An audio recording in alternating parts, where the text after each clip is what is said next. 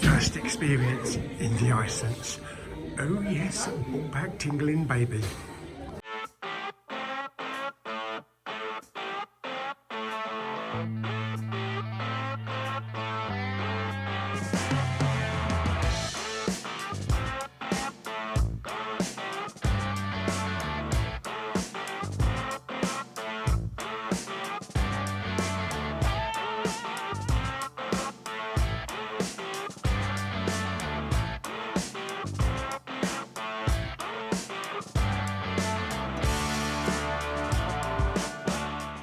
Two hours later. Hey everyone, Big Pauly back for a brand new movie review together with Lulu tucked down there in the back. She's just woken up. And Claire's here as well. Okay, so we've just come out of a screening of The Suicide Squad, directed by James Gunn, everybody's favourite comic book bloke. Who? He did Guardians of the Galaxy. Two of my favourite films. Never watched them. Never watched them. This is just about a group of misfits and wannabe superheroes that are thrown into go into this island to remove someone of power and to kill something called Operation Starfish, basically, without going into spoilers. You do see a lot of it in the trailer. Now then, first of all, should we get one experience out of the way? The iSENSE experience. What did you think of the iSENSE experience? Oh, God. Don't lynch me, but I actually prefer the other one. The screen was a lot smaller in this one. The sound was good, but in the recliner seats, you couldn't get it all the way back and put your feet up properly. That is right. The feet were sort of dangling this way, so all the blood kept rushing down. So it was not the most comfortable of experiences of viewing it. The sound, I'll give you, the sound was good, but I think the sound was up there with the View cinema that I've seen with you a few times. So I don't think I'll be paying the extra to go to iSENSE again. I think I'll just be paying the normal one to go to the normal one where I can put all my feet up. Yeah, because the footrest didn't go up as high as the footrest on the other screens. This one. So I don't know if it's in every iSENSE or whether it's just ours, but maybe it's because, yeah, I don't know. Maybe the iSENSE here, maybe it's because of space, because, you know, they've it's not like they've built a new cinema. They've constructed it in a previously. Yeah, but there was plenty of room on there to put for the chair to go all the way up like the other. Yeah. So far as for my experience, some vibration on the seat, on the back of the seat, with some low, you know, the low rumbling of the subwoofers and all that. But I get that, we get that down View all the time, and even the floor vibrates at View. And I have to say, the sound was good. Sun keeps shining on on the screen. I have to say that the sound was good, but it's meatier at View. Oh my God, what is going on? Hang on, we're going to have to move. Okay, it's still recording anyway. Right, okay, we've just had to move the car a little bit because the sun here is shining all over the place, so the lighting's pretty shit. I thought it was going to be pitch black when we came out, didn't I, at 7:30? Yeah, so as I was saying, the sound, I prefer the sound at View. The screen size is about the third less. Does that make sense? Is that English? The screen at View is 3 times bigger than the screen here. Yes. In the big screen. So I have to say, yeah, I wasn't really that impressed with the iSENSE. Sorry, Jamie. It's just I've had better experiences at View.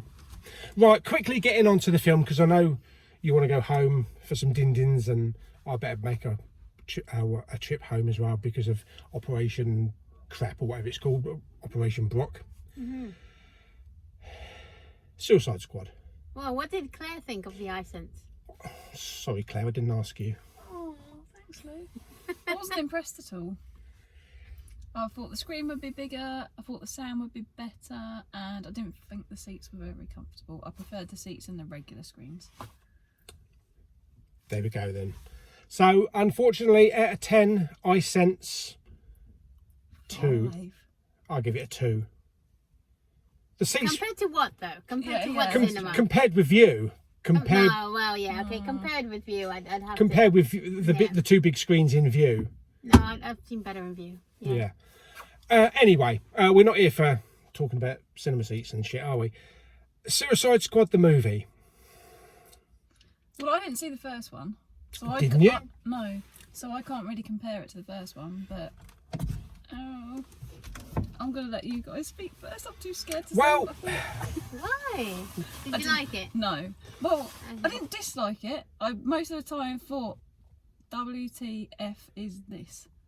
I think a lot of scenes came into that category. Now, the other Suicide Squad, everybody hates. DC fans hate. Why? For the story being all over the place, for it not making sense, for the Joker, Jared Leto as the Joker. Who's going to make the first move, Lou? I actually prefer the first one. Oh, I feel like they're Very lynching carefully. me. and I They're had so lynching many me. subscribers. I know. I'm sorry. Please don't give them a thumbs down just because I preferred the first one. Let's look at the positives. The action was good. Yeah. Some of the casting was really good, even though some of them only lasted 5 minutes on screen. I'm not going to say who. The effects were good. I think one of the highlights, one of the standouts was Margot Robbie. Yeah, And- as always. Believe it or not, I thought John Cena was actually really good. Oh no. See, I don't like John Cena in other don't films. normally I do thought either. he was really good. I guess his character, he did his character justice. Yeah. But then I kind of almost feel like with him, it's the same. He's a meathead. It's the same with every role he plays. It's just him. I But don't at least he know. threw a bit of comedy into it. Yeah. Yeah, but it wasn't funny. It wasn't funny. He tried. There's a character with like dots all over him, Polka Dot Man. I don't know why, but he kind of reminded me of Pee Wee Herman with dots. It was mildly entertaining. Yeah. King Shark, voiced by Stallone. Ah, it don't make sense now. Actually, yeah, if it was going to be voiced by anyone, it would have been him. I Yeah. didn't put two and two No, together. but it kind of makes sense. That And his character was actually recently in the Harlequin TV series, the animated show. So he was funny in parts, had good parts. Peter Capaldi, the bloke with the bald head and the bit sticking all out of him, Oh, yeah. who was Doctor Who, didn't really need him, to be honest. But I think the cast did good. I think there was a stronger cast in the first film with Will Smith, and I think several of the characters had a better story arc in the other film. I think it's David Ayer who directed it, and the action was good as well. I had no problem with the first film. I had no problem with it, and I say that this is a good action film. It's a good DC film, but I do actually prefer the first film. it kind of just reminded me why I don't really do comic book films, Yeah, superhero films, because they're so far-fetched. And I know there's loads that are far-fetched, and I expect it to be far-fetched. But I guess I prefer the ones where the villain is a human being, and the it's that kind of thing. yeah, Your old Lex Luthor and Superman type of thing.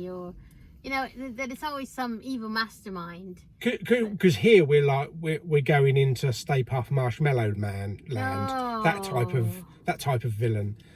As you see in the trailer, the thing is that the trailer actually now, when you watch the film, the trailer shows so much of the film, all of the main key elements of it. Yeah, I gotta say, I was finding it really hard just dealing with that shark. Because it just kind of, I'm not saying that I expected it to be all realistic. It's just that, I get into a film because everyone plays their part and it's actiony, and you can kind they're doing things that humans would do kind of with special whatever, like even Spider-Man is human, but he just throws webs, Yeah. that kind of human element.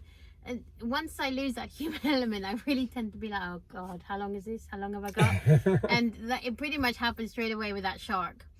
But I gotta say, If it wasn't for the weasel, I'd have walked out. The weasel saved the day. Don't worry. Some characters were better than others. Some had had better screen time. But the characters that I was hoping that were going to be good through the entire film had the less screen time. I found it really hard. Like, I recognize a lot of the people there, but I found it really hard to think, who are they? Because they're a bit disguised, aren't they? And in the end, it was clicking. I wanted a bit more time for it to click. Because we've got Joe Kinnaman. He was Rick Flag. He was in the first film. We've also got, was it Viola Davis? She was from the first film. Jai Courtney, Boomerang. He was in the first film. But I missed other characters. I know I'm probably gonna get thumbs down for it, but I miss Will Smith. I missed. Am I going to say it? What? Jared Leto. I miss Jared Leto 100%. I had no problem with Jared Leto's Joker as long as you separate it from Heath Ledger and all the other Jokers. Oh, you cannot compare Jared Leto with Heath Ledger. That's unfair. That's the problem because he came along after Heath Ledger. It's like you can't shit on Heath Ledger, but he was doing his own take on it, his own version. But well, it's like saying Jack Nicholson was the shit. Joker, because he was at Heath Ledger. I mean, no one's Heath Ledger, no one's, Jack Nicholson and or even Joaquin Phoenix in the Joker, and a lot of people prefer the animated Joker that was voiced by. I preferred the Joker in the 70s.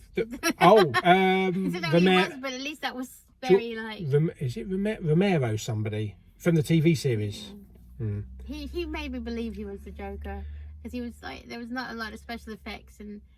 He had to play with what he had. Yeah, this was a fun, entertaining film, but I have more memories and I have better appreciation of the film that came before it. No one's mentioned Idris Elba. It's weird. Yeah, he was all right. Yeah, it was Idris Elba. Yeah. No, I just wondered why you hadn't.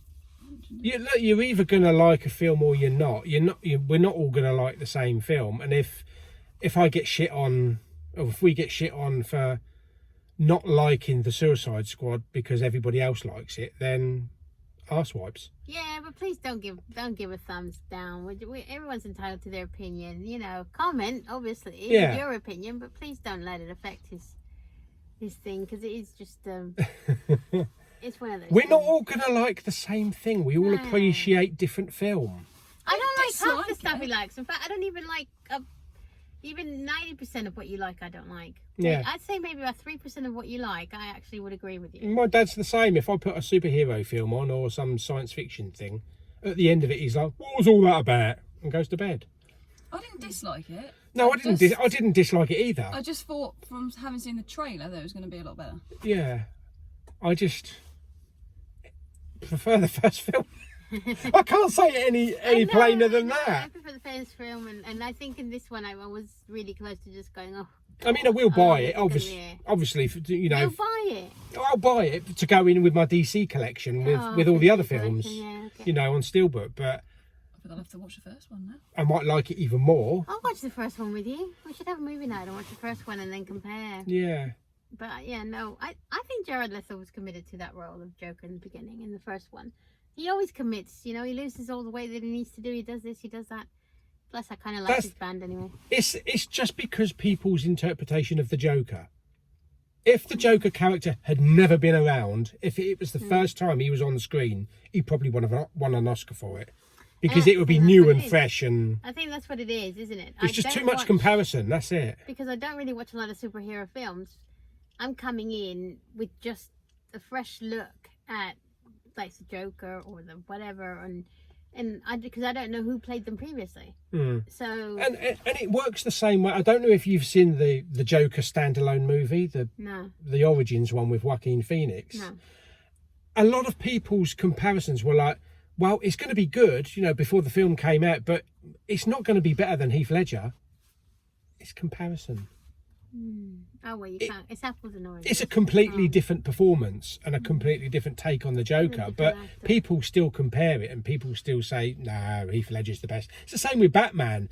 There's always a fight between is Ben Affleck the best Batman I don't think I've even seen a Batman with Ben Affleck in it. Is Christian Bale the best Batman? I can tell you who was my least favourite Batman. Oh, God. George Clooney? No. The one before that. Val Kilmer? No, the one before that.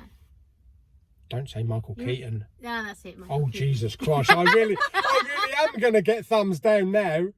Who's considered one of the best Batman of all time? Listen, don't blame him for me. I've only seen like 1 or 2 Batman films with different people in them.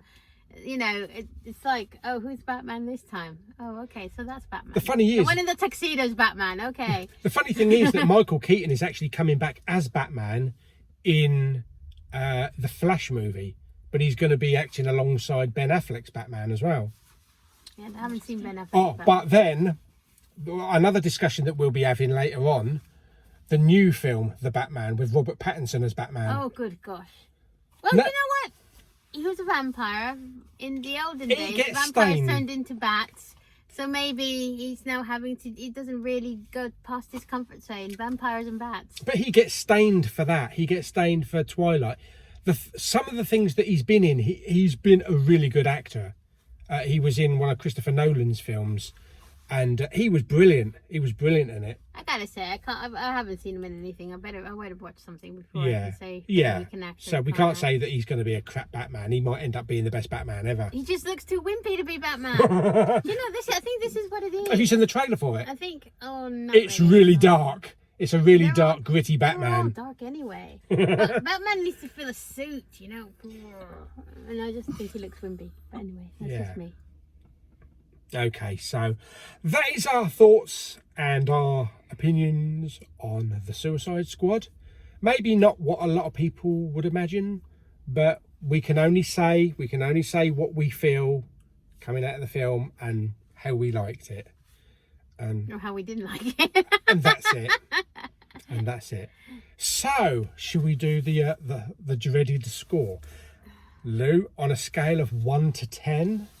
Oh, do I have to? You do. Oh. Think of the weasel. If it wasn't for the weasel, I would have left. I would have walked out. Oh, God. Okay, I gotta say, the most entertainment parts were with Idris Elba because he's such an action guy. Every film I've seen with him, he's been action. Yeah. So I thought that I always found his scenes to be really good, and I was always very much into that. So because of some strong leads, and Margot Robbie's lead on there too, because she's always kick ass. I'm gonna give it a 5. I was gonna give it a 4, but because of the stronger action leads, I will give it a 5. A 5 out of 10. Mm-hmm. And one of those scenes with Margot Robbie, when she had the javelin. Mm-hmm. Escaping, we won't go into anymore, but that was probably one of the best Harley Quinn scenes that she's ever done. Okay, Claire. My gut said a 4. 4 out of 10. Okay, it's going to be tricky for me. Jamie gave it a 9, but like I say, we're all different. 6.5. Oh, why 6.5? I don't know. I normally go for this type of film. I normally put in a 7, but just can't bring yourself to do that extra half, can you? I mean, I could give it an extra half just for Harley Quinn, but yeah, it entertained me. I did get a bit bored in the middle in some scenes, which I shouldn't have. I did like the ending. It was action packed. It just didn't have the impact that I thought it was going to have. Mm-hmm. And that's nothing to do with James Gunn, you know, because I love his films. This one just didn't. It just didn't do the 9 for me or the 10. No. That's all I can say. No, I gotta say, if it hadn't have been for that sort of little emotional family dialogue in there, there's a little bit of a family thing, you know, between the daughter and Idris Elba's character and his daughter. If it wasn't for that, I think I would have probably even gone down to a 3, I think. Because it just lacked so much for me, and I was quite bored for a bit of it. And it's weird. It's really weird because the reviews are through the roof. You know, everyone's giving it a 10 out of 10. You know, the greatest comic book movie of all time, the best DC movie ever. It's definitely a comic book film. It's definitely a comic book, Can't but mistake that. I can't stick it up there.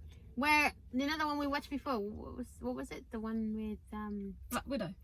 yeah, Black Widow. If I didn't know it was a Marvel one, I wouldn't have said it was a comic book one. It was just it wasn't so ridiculously far fetched that you'd think it was a comic book one I necessarily. really enjoyed that one. And I liked it. It could have been just an action film, a rescue mission or something. But this one, without mistaking, you knew it was a comic book film. Yeah.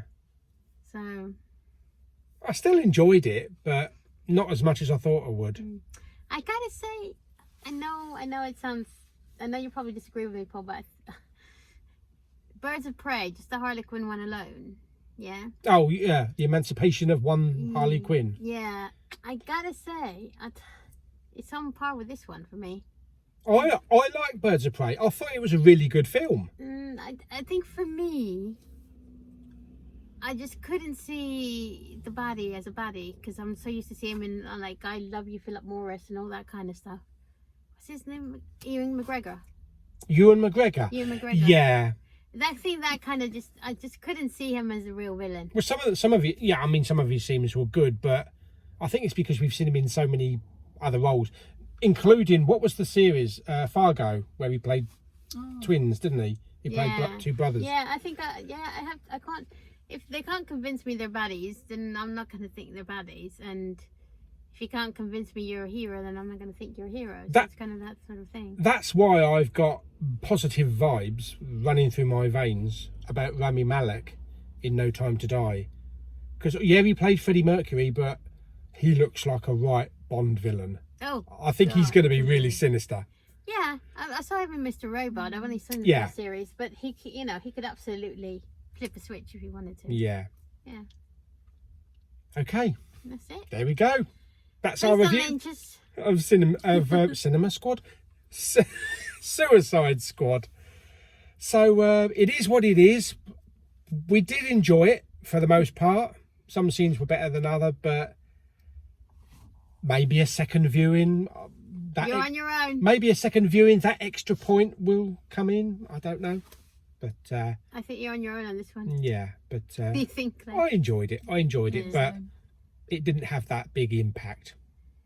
But we're all going to be like that. We're all going to like films and disagree. That's otherwise, if we all liked the same film and all gave the same film 10 out of 10, where's the fun in that? There wouldn't be any criticism, would there? No. I even liked Cara Delevingne in the first film. I thought her character was good. Which one's Cara? She was like the witch. She was all dressed in black and yeah. And didn't he give us more of a story behind how they became who they are in the first one? Everything had a background story, where this one just threw them in and like, where the hell did you come from? Or where the hell did you come from? And what's your story? What's your deal? Yeah, because there was do you remember the bloke that had all the tattoos in the first film? When he had flames, he could light flames. And they had a good story between him and his family, his wife and that.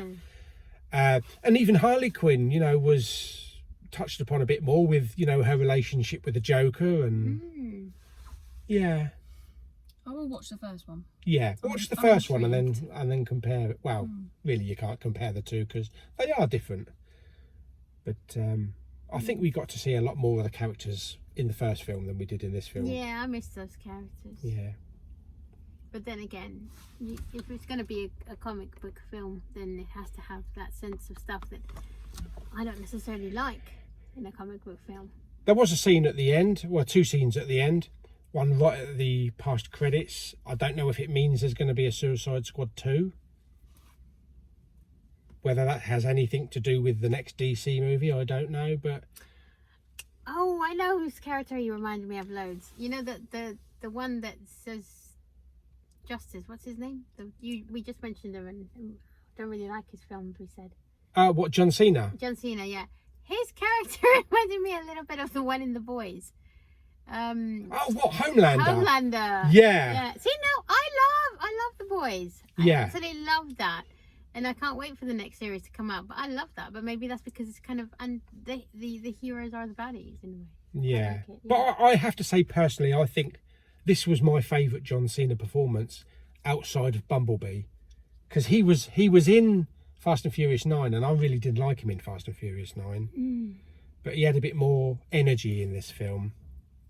Oh, maybe I've just seen him in like rom-coms and things like that, and that's why he bores me a little bit. Yeah. Comedies, that kind of thing. Most of the time he seems to have that Kristen Stewart problem. You know, just one expression.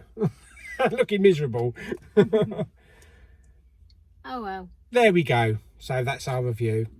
I will be going to see Jungle Cruise tomorrow, which I've got a good vibe on that one because it's supposed to be Indiana Jones meets The Mummy meets Pirates of the Caribbean. So that sounds a lot more adventurous with Dwayne "The Rock" Johnson. So that should be good. But that review will hopefully be up tomorrow. But anyway, thanks guys for coming to the cinema with me and sharing the iSENSE experience, even though it wasn't what we hoped for. And it was just okay. Gonna say bye-bye. Bye-bye. Bye. Bye everyone. Bye. Like Love you really. Like the video by giving it a thumbs up. Yeah, or just don't give it anything rather than a thumbs down. But then again, if you do give it a thumbs down, you can look at it as a positive because it means that someone's actually taken their time to watch the video. That's true. So it's still a positive. True. And you could justify it as well. Yeah. Because that's dialogue. Open dialogue is great. Yeah. We'd love it if we could. I mean, it'd be so nice if one day we could like rent a whole thing and all your subscribers could come and we could all just chat properly. Like a but that's convention not at the enough. O2 Arena. Convention at the O2 Arena for Big Pauly subscribers, and we can all get to meet you as well. And I can come out on stage and I'll sign autographs, £100 each, pose for photographs. Oh, shut up! What? It's all gone to his head. He's just Paul. I could tell you loads of stories about Paul. We've been friends for 20 years. Right, see you later then. But seriously, I just want to say thank you to all of you because during the pandemic we couldn't see each other. But you've all been his rock, and he's told me so much about how you've all supported him through those difficult times. Yeah. And I personally am very grateful, and I'm sure Claire is too. But you know, I want to just thank you for me personally for being there for my best friend when I couldn't. Thank you. It was hard. It was hard getting through the pandemic times, especially after Mama Bowman as well. But I had YouTube to fall back on, and I got a lot of supportive people, both as subscribers and, you know, fellow YouTubers, and just people in the background that just comment every now and again. And I had a lot of support.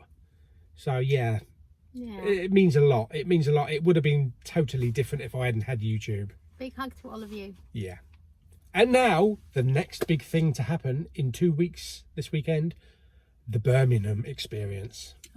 Oh yeah. That's yeah, going to be fun. that, but... Unfortunately not, no. Oh, never mind. Never mind. If we do like a one closer, like Brighton or something, or, you know, that's just... Well, if you're going to do it an annual one, then maybe we'd know in advance and we can book some more time off and find a way of getting there, because it's too far to go, especially with traffic. It's ridiculous. Yeah. And work and charity commitments and everything. Yeah.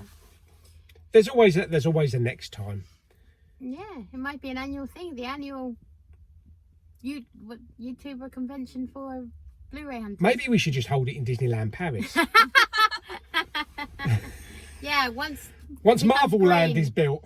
Once it becomes a green country again, green lit country, green light. I'm not. Oh, I can't keep up. Yeah. Okie dokie. Right, we better go then, because we've been waffling on for way too long, and these two are probably hungry, and I better get home before the sun goes away. Bye, everyone. Bye.